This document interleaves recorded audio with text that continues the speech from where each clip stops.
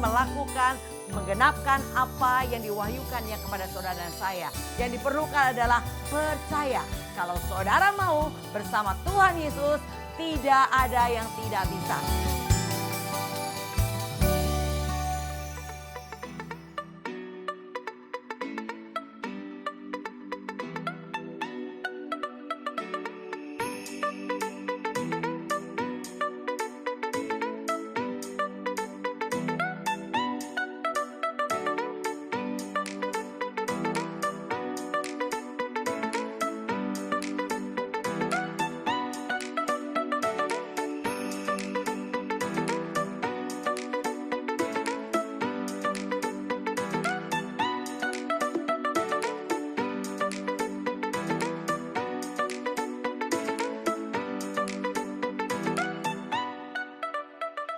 Shalom sahabat penerobos, salam jumpa kembali. Pada hari ini kita akan membahas satu tema, yaitu bicara tentang kekudusan. Ya, sering kali kita mendengar tentang kata kekudusan, tapi apa maksud daripada kekudusan itu sendiri? Kita akan belajar lebih jauh ke dalam pengertian tentang kekudusan. Mari kita satukan hati untuk kita berdoa, biarlah hikmat daripada Tuhan turun menguasai kita.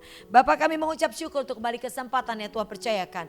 Kami boleh menerima kebenaran firman-Mu, berbicara atas kami tentang kekudusan yang sesungguhnya, yaitu kekudusan yang datang daripada Tuhan. Hingga kami boleh menjadi seperti apa yang Tuhan mau.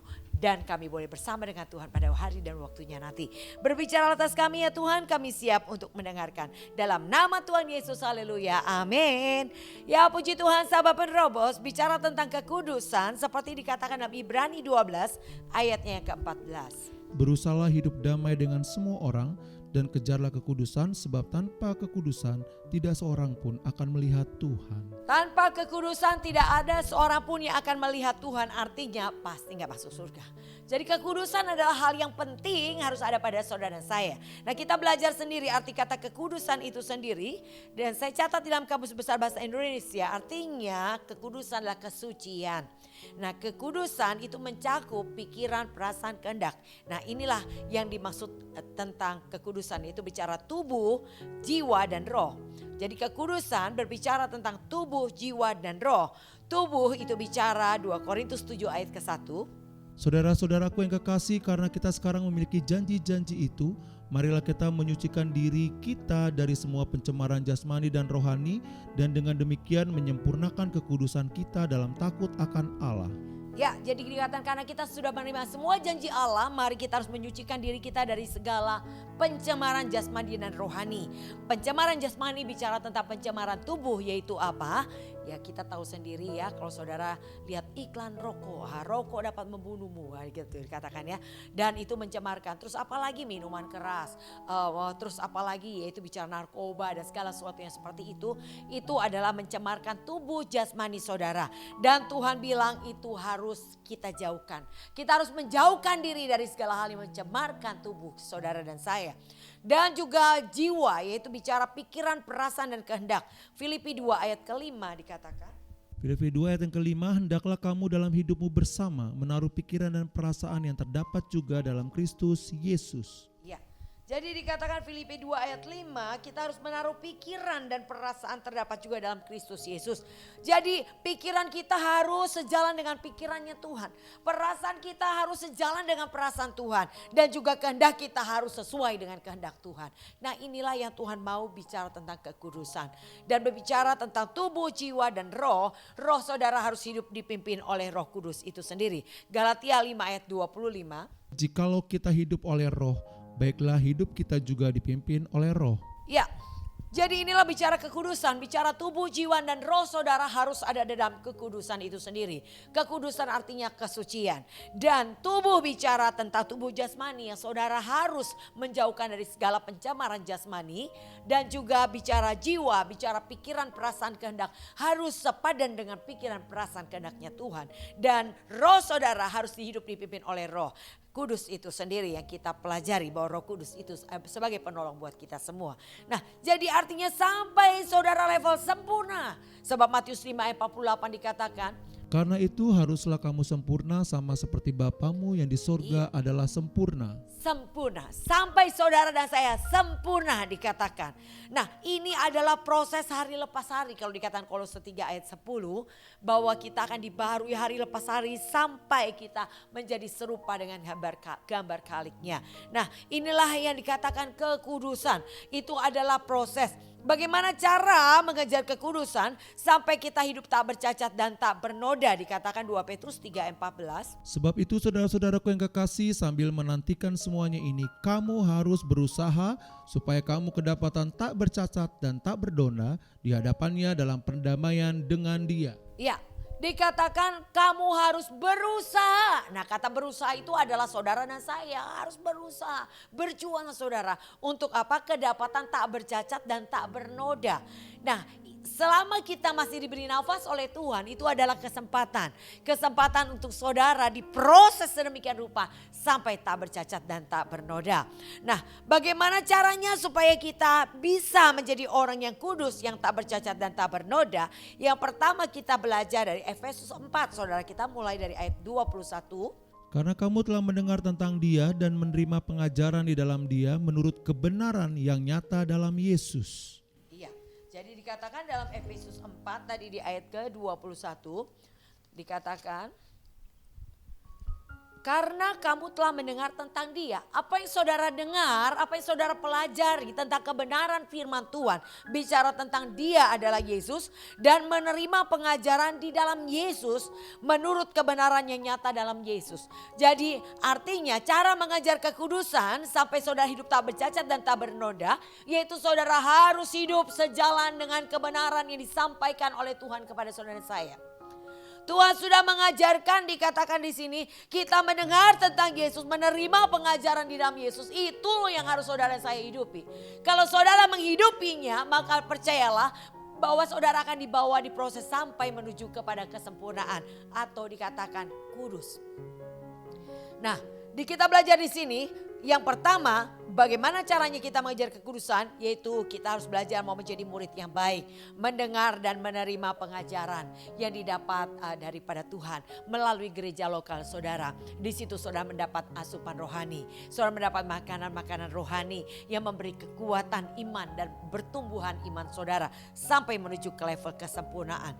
Yang kedua, saudara harus mau menanggalkan manusia lama kita, yaitu dikatakan dalam Efesus 4 ayat 22 dan 23. Yaitu bahwa kamu berhubung dengan kehidupan kamu yang dahulu harus menanggalkan manusia lama yang menemui kebinasaannya oleh nafsunya yang menyesatkan, supaya kamu dibaharui di dalam roh dan pikiranmu. Jadi yang harus kita lakukan adalah kita harus menanggalkan manusia lama.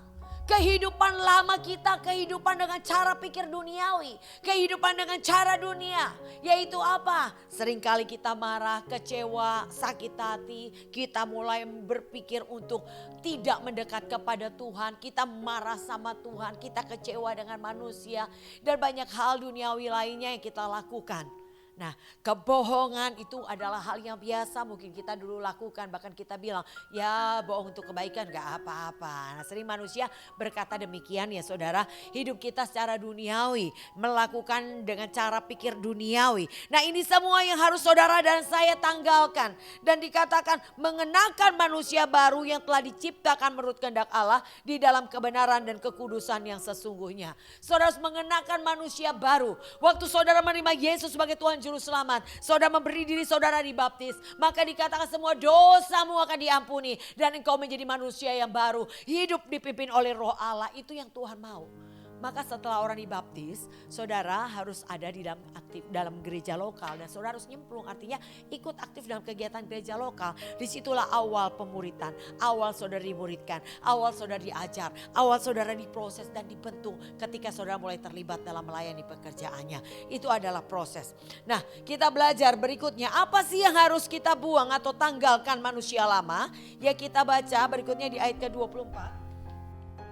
Dan mengenakan manusia baru yang telah diciptakan menurut kehendak Allah di dalam kebenaran dan kekudusan yang sesungguhnya. Ya, bawahnya Karena itu buanglah dusta dan berkatalah benar seorang kepada yang lain, karena kita adalah sesama anggota. Yang pertama yang saudara harus tanggalkan adalah buang dusta. Dulu kita suka bohong. Dulu kita suka berdosa. Nah Tuhan bilang itu harus dibuang, gak boleh lagi ada sama kita. Tapi kita harus berkata benar. Kebenaran walaupun sakit, saudara harus sampaikan kebenaran. Dan berikutnya dikatakan bukan hanya buang dusta, tapi di ayat 26. Apabila kamu menjadi marah, janganlah kamu berbuat dosa, janganlah matahari terbenam sebelum padam amarahmu. Ya, yang pertama buang dosa. Yang kedua, kalau saudara menjadi marah, marah boleh gak sih? Sebetulnya gak boleh. Tapi apabila menjadi marah, kalau sudah terlanjur marah, janganlah kamu berbuat dosa. Janganlah matahari terbenam sebelum padam amarahmu, dan janganlah beri kesempatan kepada iblis. Artinya kalau saudara tidak berdamai pada saat itu juga, sampai besok hari saudara sedang memberi kesempatan kepada iblis. Iblis kalau dikasih kesempatan, wow, saudara gak tanggung-tanggung ya. Dia pasti akan, pertama dia mencuri pikiran kita, membunuh dan membinasakan. Sampai demikian iblis akan lakukan ketika ada celah sedikit yang saudara buka.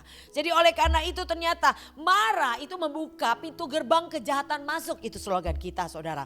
Maka Tuhan dikatakan Mazmur 37 ayat 8, berhenti marah tinggalkan panas hati, itu hanya membawa pada kejahatan dan tidak ada orang yang jahat yang masuk surga saudara.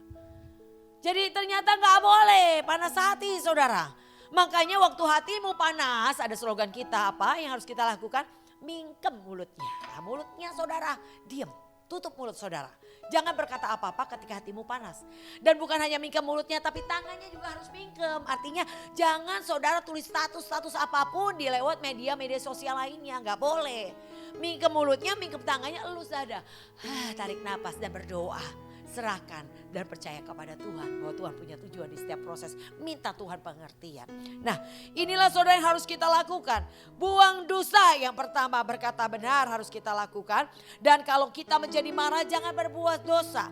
Jangan matahari terbenam sebelum padam amarahmu. Dikatakan jangan beri kesempatan kepada iblis. Dan yang berikutnya kita belajar ayat 28. Orang yang mencuri janganlah ia mencuri lagi, tetapi baiklah ia bekerja keras dan melakukan pekerjaan yang baik dengan tangannya sendiri, supaya ia dapat membagikan sesuatu kepada orang yang berkekurangan. Iya, kalau dulu suka mencuri bukan hanya pencopet yang benar-benar mencopet saudara ya, tapi dikit-dikit ngambil duit suami gak ketahuan. Nah itu ya, kadang-kadang ada istri-istri yang begitu. Dulu saya belum bertobat juga begitu, tapi udah enggak ya saudara, gak boleh ya. Nah itu yang dikatakan di sini, gak boleh saudara. Kalau orang yang mencuri jangan lagi mencuri, tetapi baiklah ia bekerja keras dan melakukan pekerjaan yang baik dengan tangannya sendiri. Ya, supaya ia dapat membagikan sesuatu kepada orang yang berkekurangan. Ya harus bekerja, berusaha, bukan mencopet. Mencopet kan kerja juga, salah saudara. Bukan benar ya, artinya itu tidak ada dalam kebenaran. Itu yang tidak boleh saudara saya lakukan. Ya mengambil hak milik orang lain gak boleh. Saudara harus bekerja dengan tanganmu sendiri supaya kita bisa berbagi berkat buat orang lain. Nah inilah yang saudara harus lakukan. Ya berikutnya di ayat ke-29. Janganlah ada perkataan kotor keluar dari mulutmu, tetapi pakailah perkataan yang baik untuk membangun di mana perlu, supaya mereka yang mendengarnya beroleh kasih karunia. Perkataan saudara harus berbeda. Perkataan saudara harus perkataan yang baik, yang menguatkan, yang membangun, memotivasi, membangkitkan semangat baru orang yang mendengarnya. Jadi buang semua perkataan kotor yang keluar dari mulut saudara. Karena itu yang menajiskan saudara adalah apa yang keluar dari mulutmu, itu berasal dari hatimu. Jadi perkataan kotor gak boleh. Perkataan-perkataan yang membuat lemah, perkataan yang membuat orang down, ya itu gak boleh ya saudara ya. Nah dikatakan pakai perkataan yang baik, di mana perlu supaya mereka yang mendengarnya beroleh kasih karunia. Nah jadi kita belajar di sini, jangan kita mendukakan Roh Kudus Allah, dikatakan di ayat ke-30. Dan janganlah kamu mendukakan Roh Kudus Allah yang telah memateraikan kamu menjelang hari penyelamatan. Apa yang membuat Roh Kudus menjadi berduka saudara? Yaitu ketika saudara mulai tidak taat. Tuhan atau Roh Kudus berkata A, saudara lakukan B.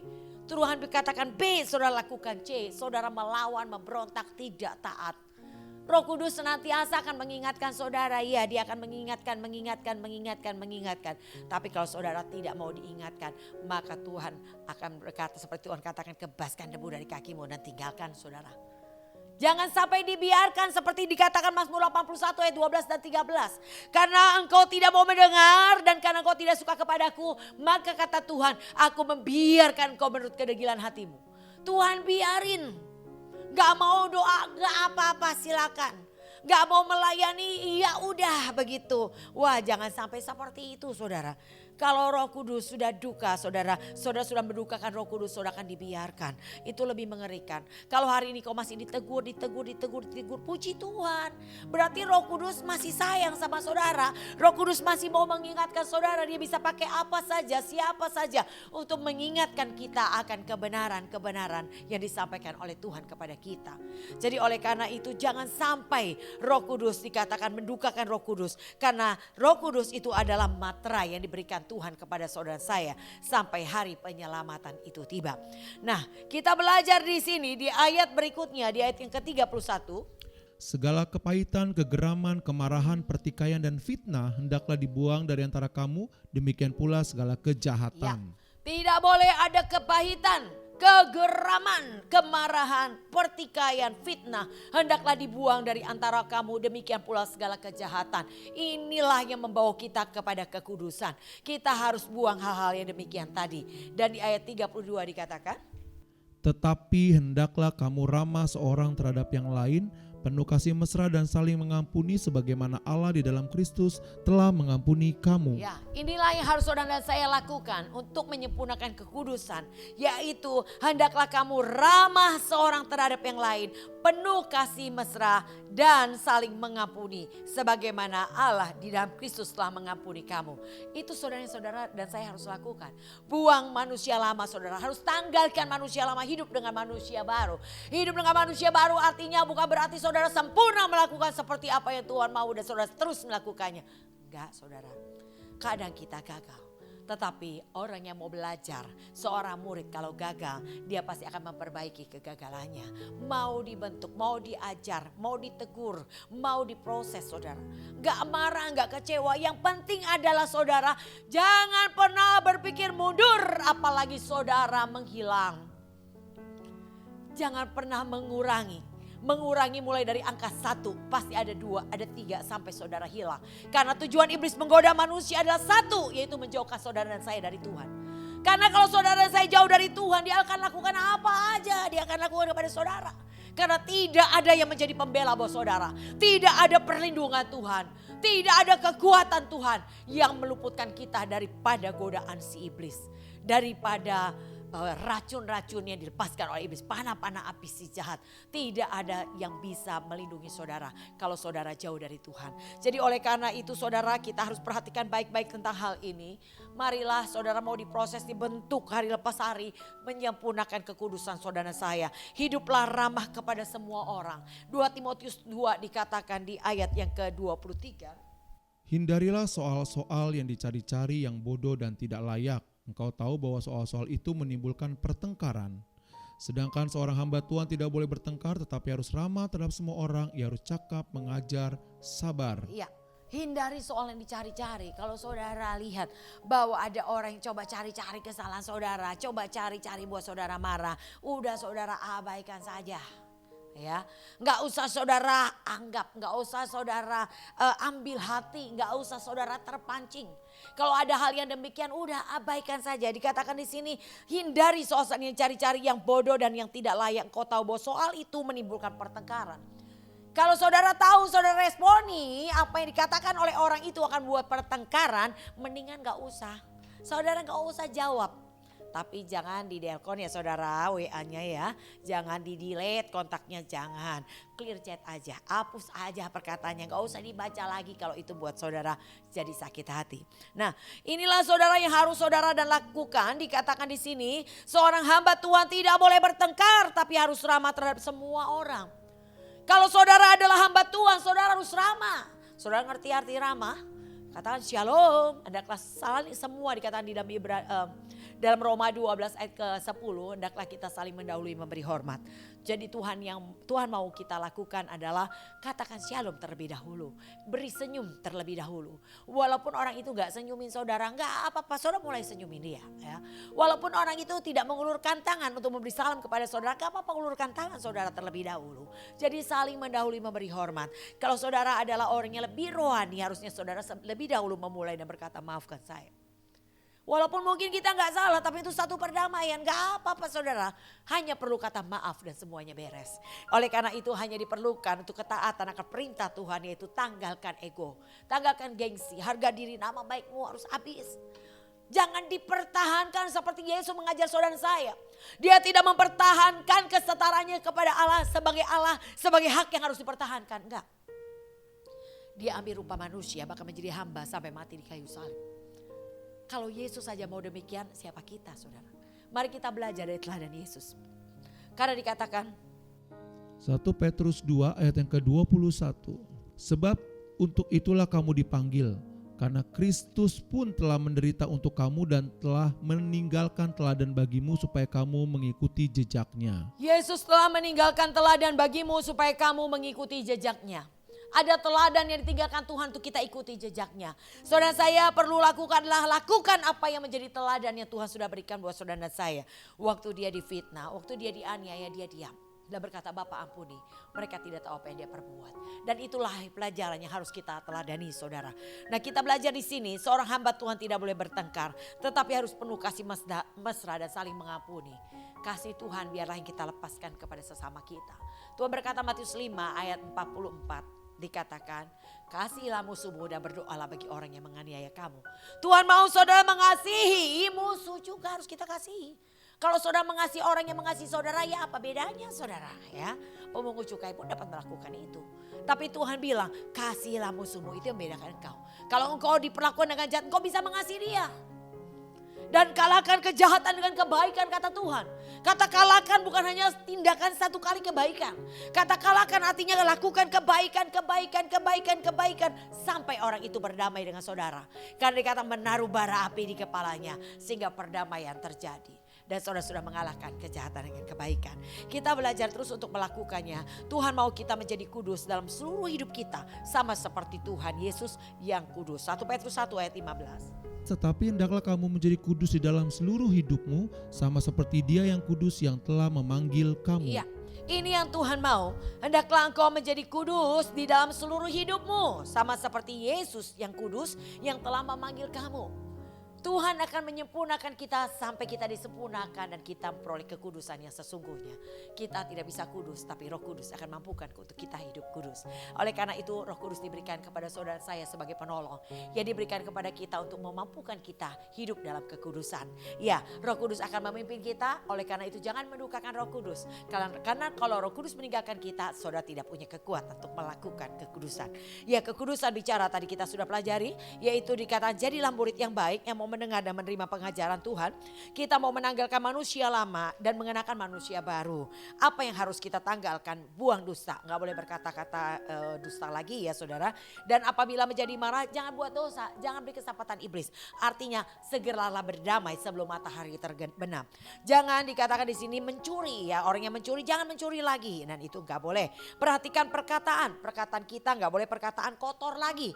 Tetapi pakailah perkataan yang membaik, yang membangun. Dan jangan mendukakan Roh Kudus. Buang segala kepahitan, kegeraman, kemarahan, pertikaian, fitnah itu gak boleh lagi ada pada kita. Dan dikatakan segala kejahatan. Tapi kita harus ramah kepada semua orang, penuh kasih mesra dan saling mengampuni. Inilah yang menyempurnakan kekudusan kita. Belajar hidup kudus seperti Yesus adalah kudus. Dan Dia mau membuat kita hidup dalam kekudusan. 1 Petrus 1 ayat 16. Sebab ada tertulis, kuduslah kamu sebab aku kudus. Ya, Kuduslah kamu sebab aku kudus, kata Tuhan. Tuhan mau saudara dan saya hidup kudus. Dan itu adalah kehendak Tuhan. Dan itu adalah keharusan yang ada pada saudara dan saya. Dan kita sedang diproses menuju pada kekudusannya sesungguhnya.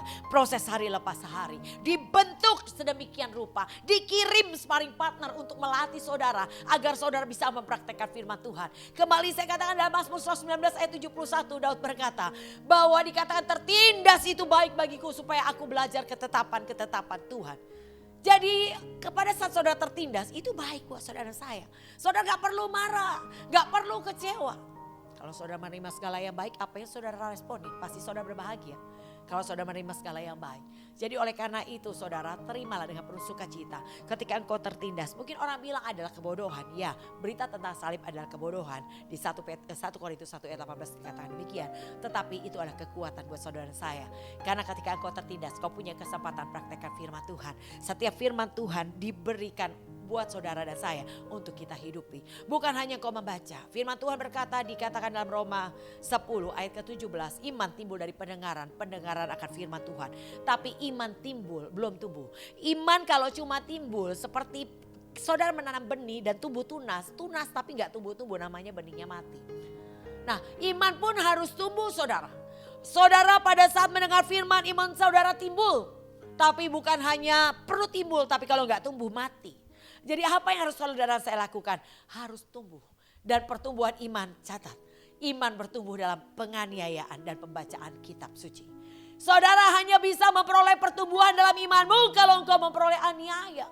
Jadi bersyukur untuk orang yang menganiaya engkau.